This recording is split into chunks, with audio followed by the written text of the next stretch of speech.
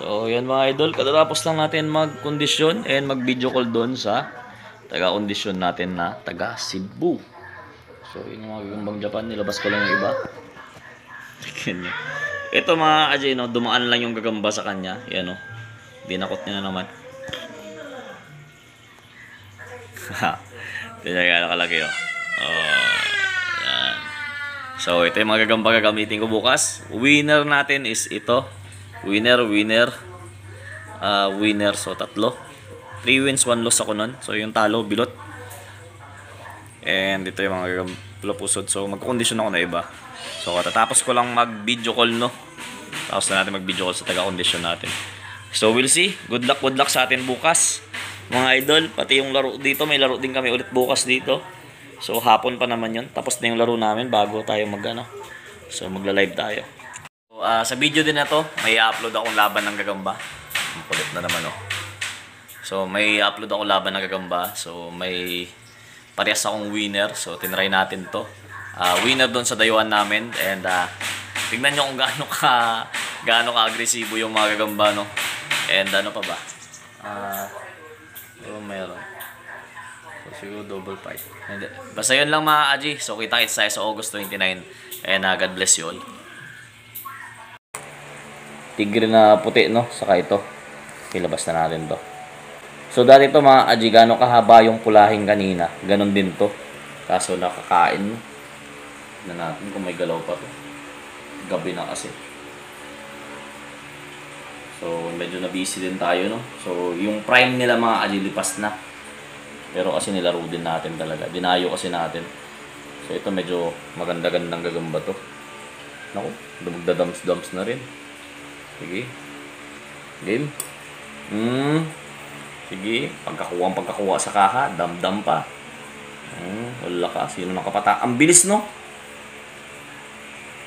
Talagang mga ano na kasi to. Naglagay kasi ako ng load kanina. So, expected din talaga magpapatayan sila. Grabe yung tigre. Ayaw din sumurrender talaga, oh. Pero yung mabilis bumilot, yun. Isa. Ang tanong kung kaya pa nila maglaban ulit. Kung may isa pa. Tingnan natin.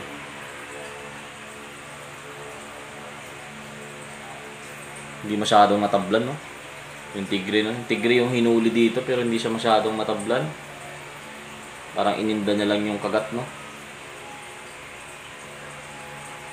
Tingin ko to magbabalyahan pa to. May 1 round pa to mga idol.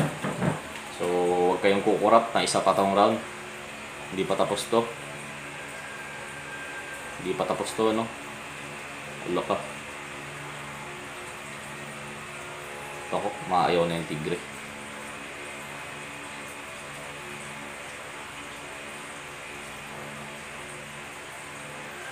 Nako. Yun lang, di mahuli, no? Ayaw. Nangangayaw yung tigre, mga idol. Nangangayaw. Kaya harap natin siya. Talaga. Mapuruhan din. So, harap na natin siya, mga kaji. Kasi parehas ng groggy, no? Parehas ng slow-mo. Talagang papatay talaga yung dilaw, oh.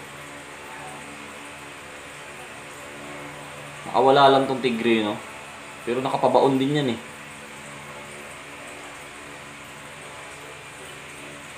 Yan na. Magkabalyahan na ulit. Alaka, nakagatan yung dilaw. Nakagat din yung dilaw, no?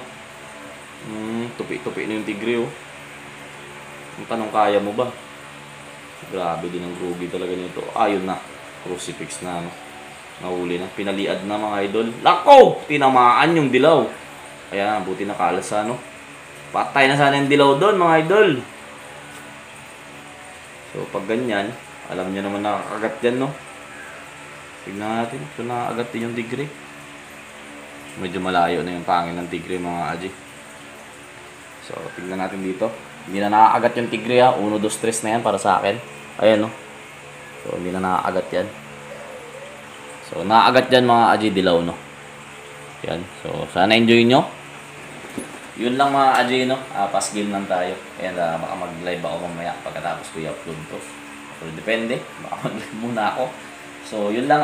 Sana abangan nyo yung entry natin sa August 29. So, Gagamino PH. Ewan ko kung anong magiging entry ko. So, tignan natin, no?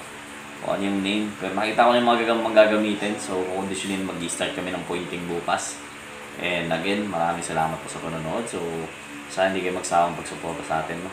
Yun lang.